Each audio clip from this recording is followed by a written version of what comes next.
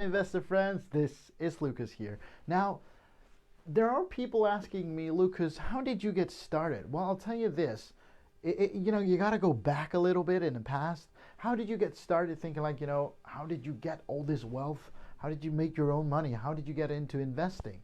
Very good question. I thought, you know what, instead of answering all those Facebook messages, you know what, I'll just shoot a live video for you right now today, because for me, the whole foundation of being invested and loving, thinking about money, talking about money, started back in the teens, when I was always thinking, you know what, I see my parents working very hard, and this shouldn't be the way of life, because if my parents are working so hard, why are there also wealthy people who are not super old and yet have a bulk of money? And my parents would always teach me and tell me, you know what, maybe those people got their parents who are very rich. Well, why can't I be the person and in the future be the parent who is very rich and teach all the things to my own kids? And this is where it started. This is where my interest in those books started. And today in this video, I'm going to share with you the 4 books that completely threw my life upside down when I was younger. And the first book that I want to share with you, of course, is the book Rich Dad and, of course, Poor Dad. Now, most of you might know this book, of course, already, but hey, this is just my list of books that I wanted to share with you. And in this book, the whole idea, of course, is about the difference between assets and liabilities. And this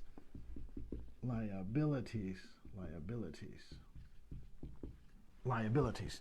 So the whole cool part about this book is it teaches you what is an asset, what is a liability. And you gotta see it like this. If you don't know what the difference is, many people will think, oh, I own a home that I live in, and people tend to think this is my asset. But you gotta see it like this. Assets are things that will bring money to your pocket, whereas on the other end, of course, is the liability.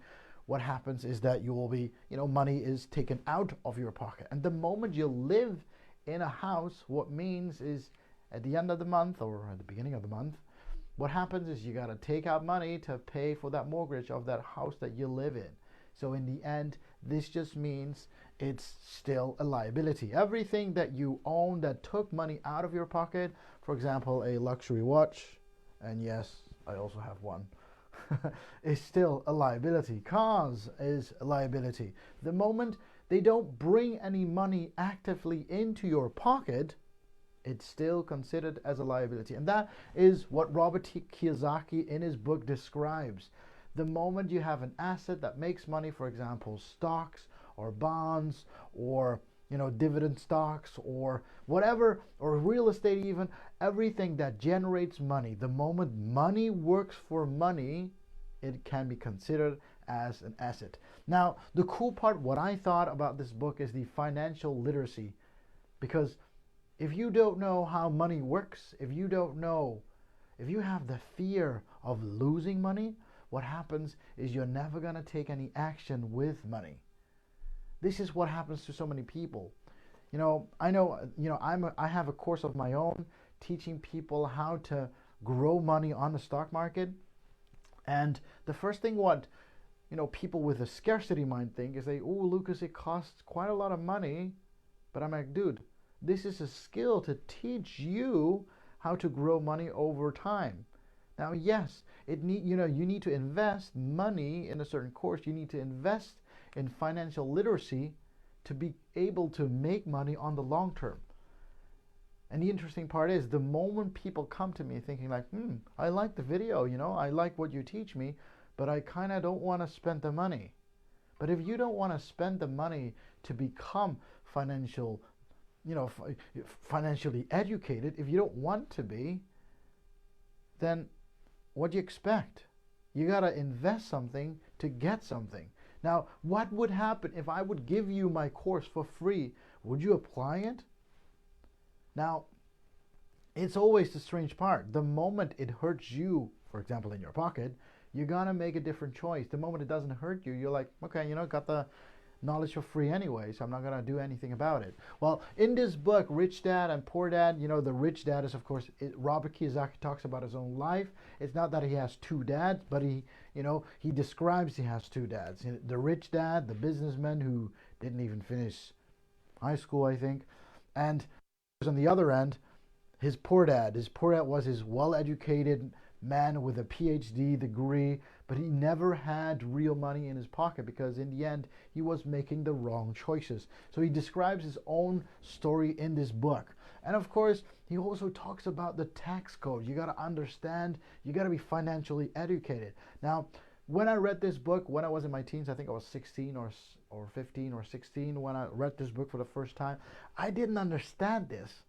I had to become an employer first. I had to finish my university and started working and then understand like, hey, all the money that I get in is, it's cut like half. I don't know about your country. Let me know down below in the comments in what country you are and how much taxes they charge you the moment you got like income tax. In my country, in the Netherlands, they take about, 45% income tax, which is a huge much the moment you work for somebody else. That's why you gotta change that. You gotta educate yourself financially to understand the tax code as well of the certain countries. Because in the end, it's not that the country wants to charge you a lot of tax.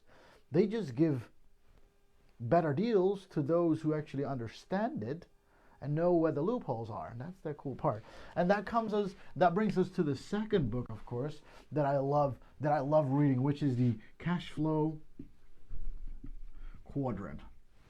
Also written by Robert Kiyosaki, of course. This is like a follow-up of a second book. This is like the guide to teach you how to do things on the long run as well, because this is more like a blueprint, and he talks about the story about cash flow and about him and his wife Kim, and he talks about the cash flow, which is this is the cash flow, of course. This is the ESBI. And why is this? What about this quadrant? Of course, he always says, you're either in one of the four quadrants at some point, and you can change. And sometimes you have several places in this. Of course, you've got the E that stands for the employee. You're working for somebody else. You're putting in your time, and at the end of the month, you get paid, and that gets charged a lot of tax. So you put in a lot of time to get money. Now, you can also be an S, which is self-employed, for example, lawyers or doctors or accountants, or even people who work for themselves. In the end, what happens as well, they put in a lot of time and they get money as well. Same idea as the employee, of course. So exchanging your time for more money. Now, people might think, wow, being a doctor is great. Well, in the end, they put in a lot of time as well. Because they studied a lot, maybe, they'll get more. I'll tell you this. I am a professor in a university here in the Netherlands. Yes, I studied a lot.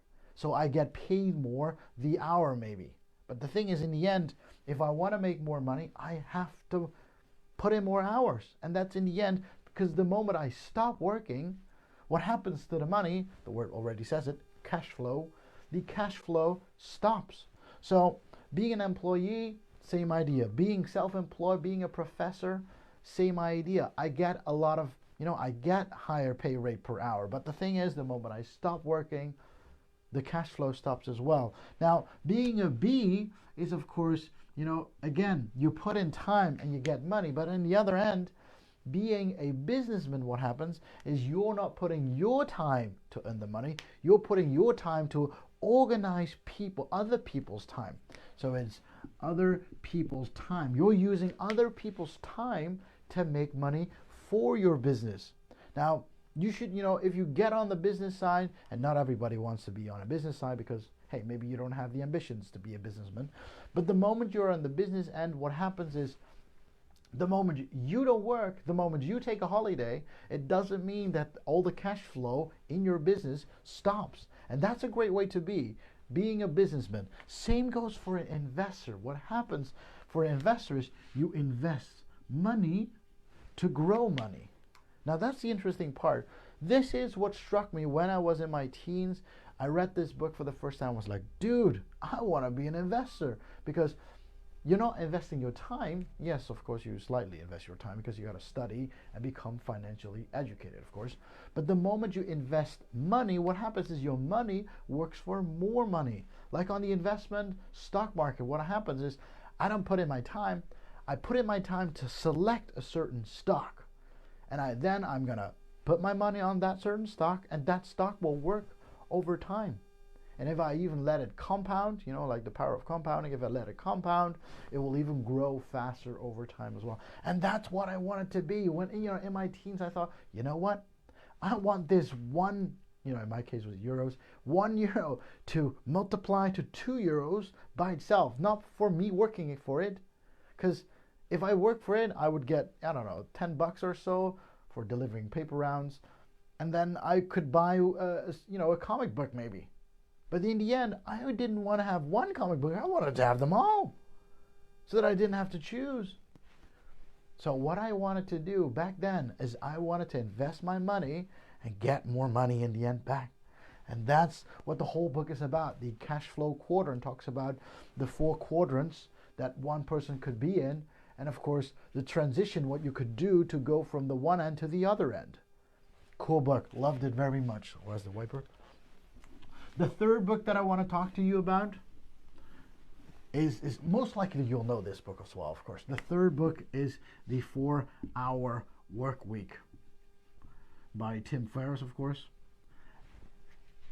or Timothy Ferriss. Love the book. It's, the book teaches you, I think this was just in the beginning of my 20s, this book taught me, it talks about you got to think outside the box. There are more ways to make money.